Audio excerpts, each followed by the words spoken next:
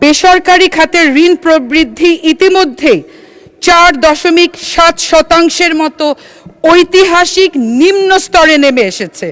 প্রস্তাবিত বাজেটের অতিরিক্ত ঋণ নির্ভরতা উদ্যোক্তাদের নতুন কর্মসংস্থান সৃষ্টি ও বিনিয়োগের ক্ষেত্রে বিরাট বাধা হবে।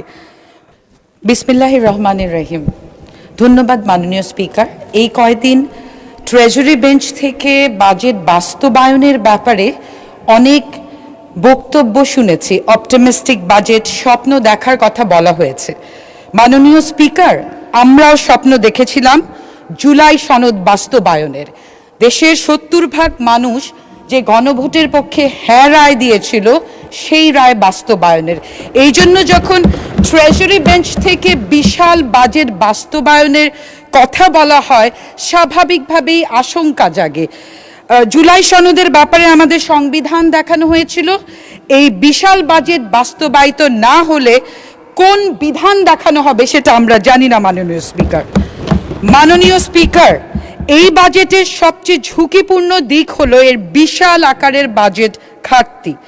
ইতিমধ্যে তারল্য সংকট এবং উচ্চ খেলাপি ঋণে জর্জরিত দেশের ব্যাংকিং খাত থেকে সরকার যদি ঘাটতি মেটাতে ব্যাংক ঋণ নেওয়ার বিশাল লক্ষ্যমাত্রা নির্ধারণ করে, তবে বেসরকারি খাতের জন্য ঋণ প্রবাহ সংকুচিত হতে বাধ্য। বেসরকারি খাতের ঋণ প্রবৃদ্ধি ইতিমধ্যেই 4.7% মতো ঐতিহাসিক নিম্ন স্তরে নেমে এসেছে। প্রস্তাবিত বাজেটের অতিরিক্ত ঋণ নির্ভরতা উদ্যোক্তাদের নতুন কর্মসংস্থান সৃষ্টি ও বিনিয়োগের ক্ষেত্রে বিরাট বাধা হবে। মাননীয় স্পিকার, বাজেটে মোট রাজস্ব লক্ষ্যমাত্রা নির্ধারণ করা হয়েছে 6,95,000 কোটি টাকা। এনবিআরকে সংগ্রহ করতে হবে 6 লক্ষ কোটি টাকা।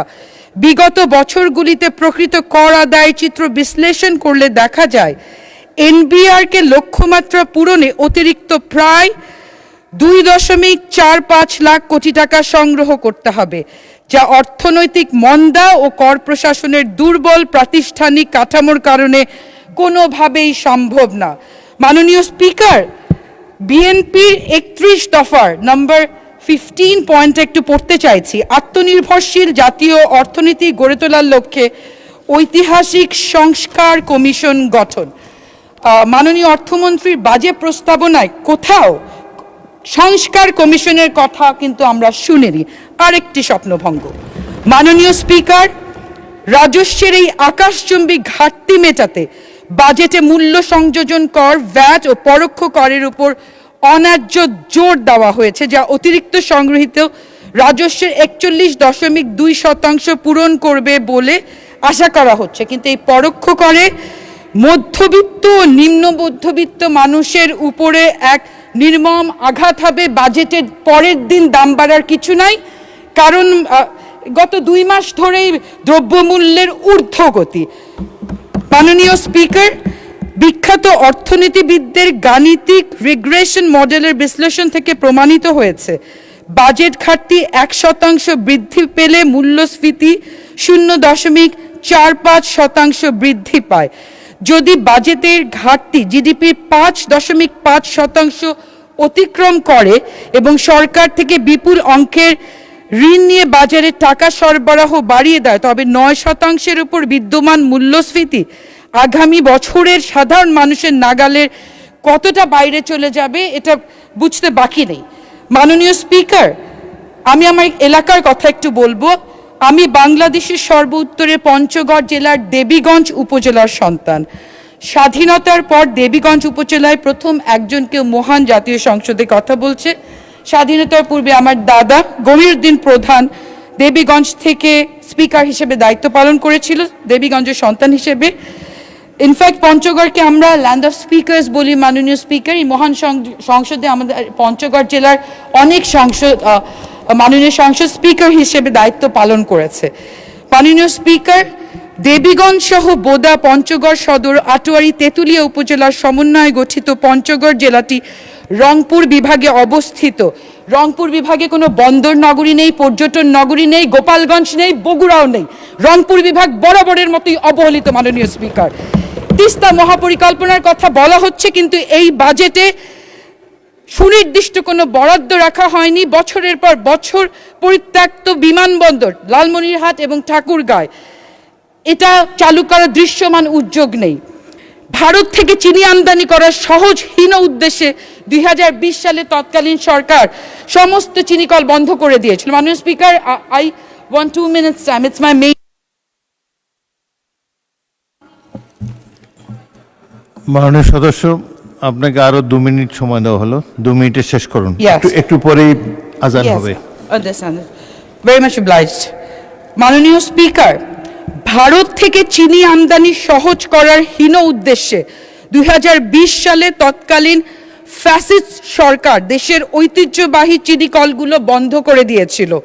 রংপুর জেলার শ্যামপুর চিনিকল, গাইবান্ধার চিনিকল, দিনাজপুর জেলার সেতাবগঞ্জ চিনিকল এবং আমার নিজ জেলা পঞ্চগড় চিনিকলটি চালু করার কোনো রিফ্লেকশন এই বাজেটে আমি দেখিনি। মাননীয় স্পিকার, রংপুর বিভাগে দৃশ্যমান কোনো মেগা প্রকল্প নেই।